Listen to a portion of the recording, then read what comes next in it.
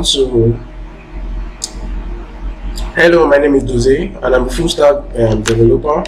And this is a presentation on the Trove app I built over the past 2 weeks. So, on the front end, I used React, and on the back end, I used Node.js. So, I actually built the front end and the back end.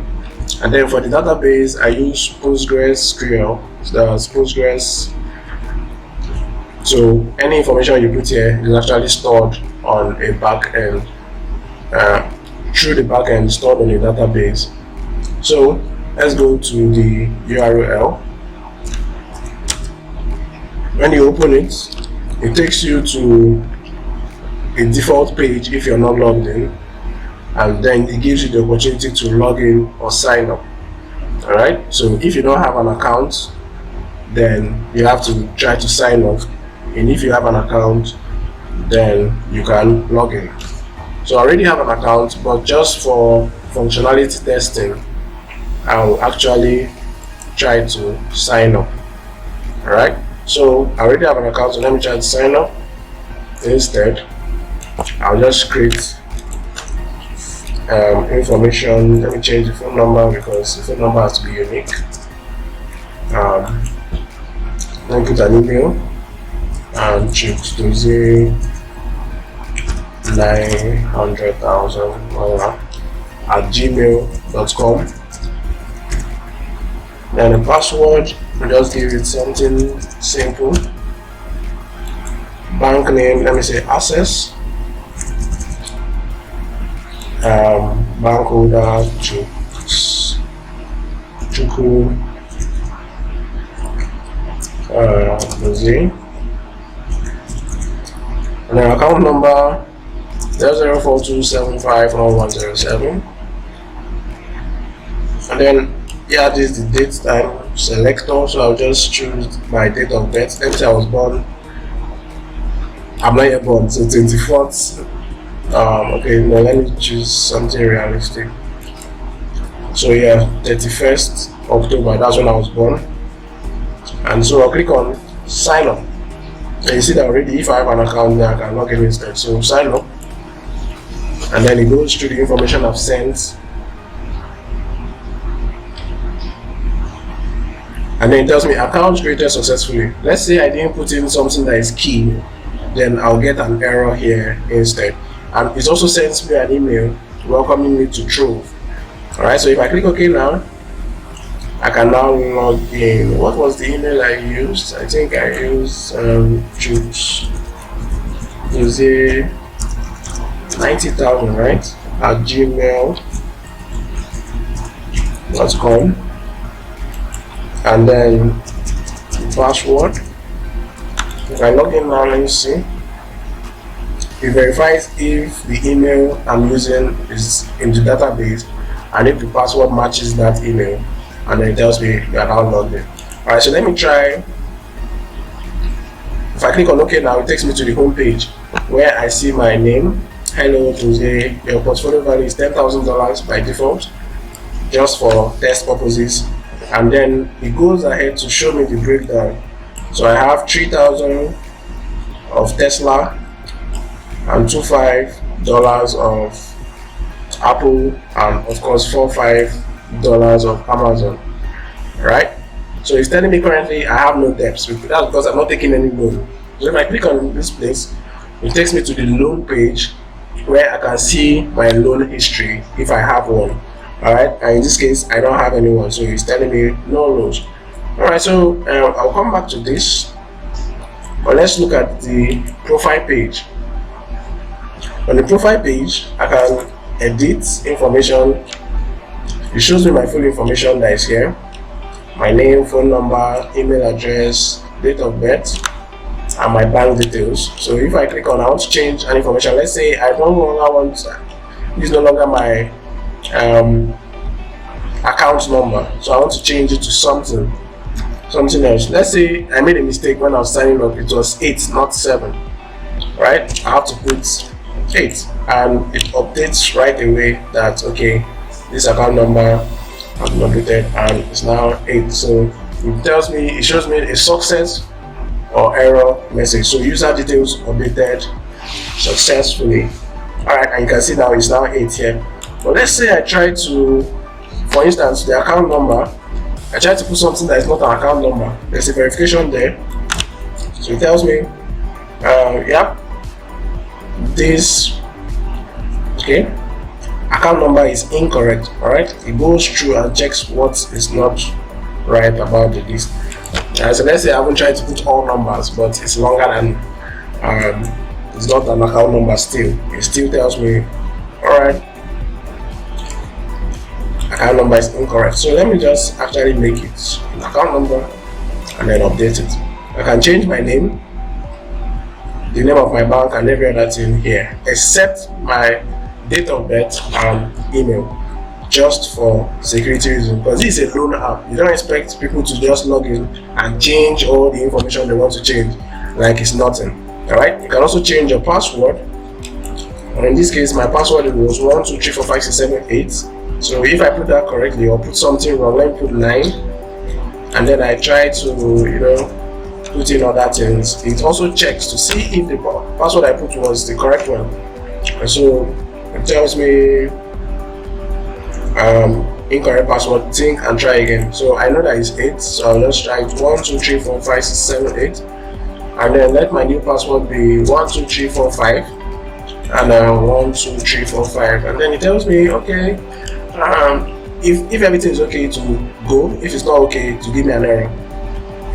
Yeah, and there's an error here. Please use a strong password, at least 6 characters long. So let me make that correct, 1234567 and then let me just make it like, let's say 654321, and of course let me say 6543218. It's going to still tell me that there's something wrong with my password. Confirm password must be the same with the new password. So that's just like a verification process, which I can, let me eventually successfully change the password 1234567 and let me make it 1234567 and 1234567, and then this should work perfectly. Now it tells me password updated, so the profile page works. Now let me also go to the loans and let's try to take a loan.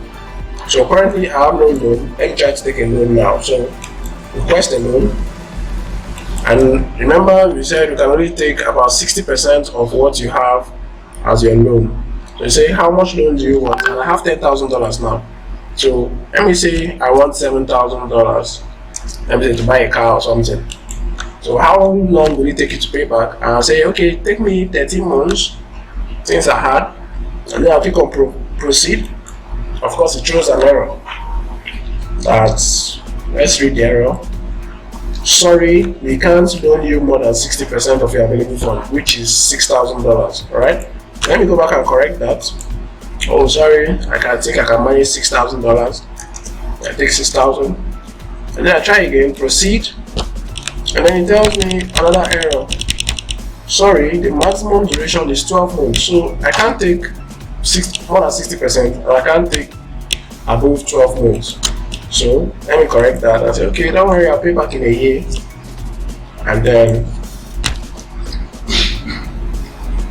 it now tells me, okay, we can give you this. You have successfully taken a loan of $6,000, and you'll be debited automatically within the period of 12 months. So let's say, oh, I just took this one, so let me play a quick one on computer and try to take another loan immediately. Since they didn't agree to give me 12 months, let me try to take $1,000 now, which will still make it $7,000, right? And 1 month. That should work, right? A quick one on the system, and then it grabs me. Sorry, you have to clear up all pending loans to get a new loan. And I'll click okay, you got me, sorry, and all of that. Alright, now the next thing I want to show is the functionality on how to pay back a loan. Now automatically, for the purpose of this project, you're meant to be automatically debited every month. Alright, but just for the purpose of this project, I actually made 3 minutes equal to 1 month. Alright, So it's been a while I initiated the loan request, so that means in the next about 2 minutes or so I would have been debited for the first time, right? And this debit is going to go on for the next 12 months, which in this case is going to be for the next 24 minutes, because 1 month in my app is 3 minutes just for test purposes. All right. Unfortunately, right now, if I go back to my home page, it doesn't actually show me the update because of time. I wasn't able to implement this. All right, because of time, I wasn't able to implement this. But let's say I want to repay the loan manually. I was able to incorporate a little bit of pay stack, although it's not like it doesn't make an actual payment or anything. But you can pay manually, repay a loan, and it takes me to the pay stack test area where I can put in email, amount I want to pay back, and then pay. And then of course pay stack takes it from here.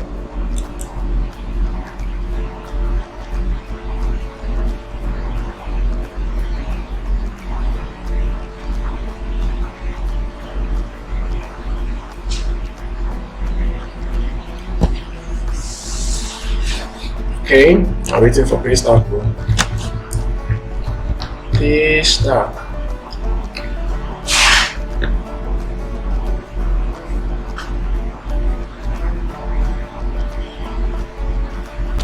Okay, so while we're waiting for pay stack to react, let's go to, let me show you what the page will look like the next time you log in.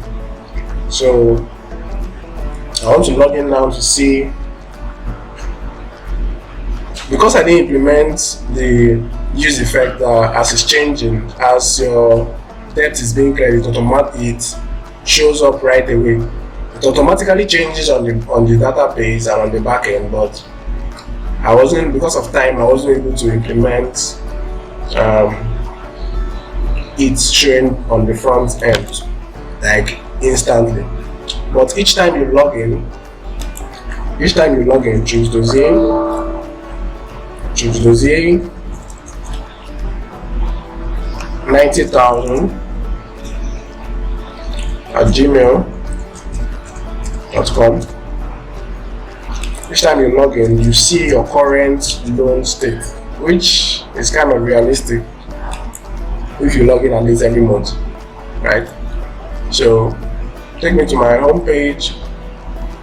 I'm not sure it's up to 24 minutes, so at least I'll still see some history on how much I've paid so far.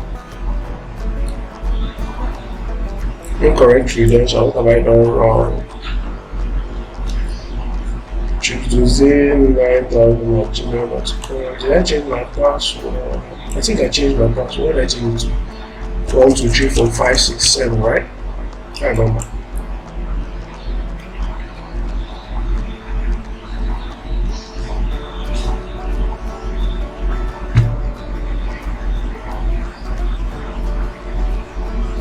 Yeah, so I'm now logged in. So takes me back to the home page. On the home page now, I can now see my current loan debt, and you can see that the current amount left to pay back is $5,500. The duration is still 12 months. Because I've paid once, the duration now is 11 months, and payment per month is 500, and the initial loan amount is 6,000. So this is exactly how the prototype works. I go to my loans now. I can now see the loan history. I can now see when I was debited and when I paid back and all of that. So you can see this is the loan ID, this is the payment amount, 6,000, what I meant to pay, and the amount I've paid so far is $500. The amount left is $5,500. The date I paid, you can see 5th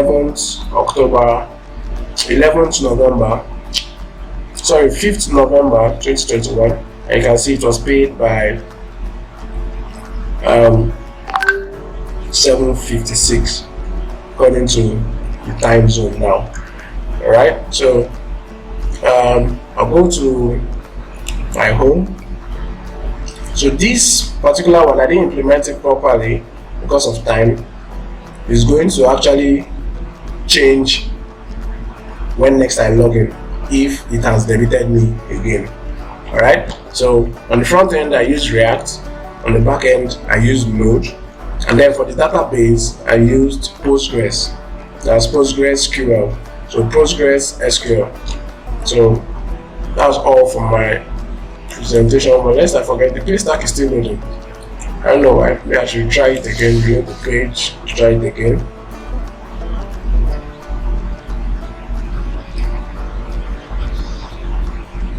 Try it again.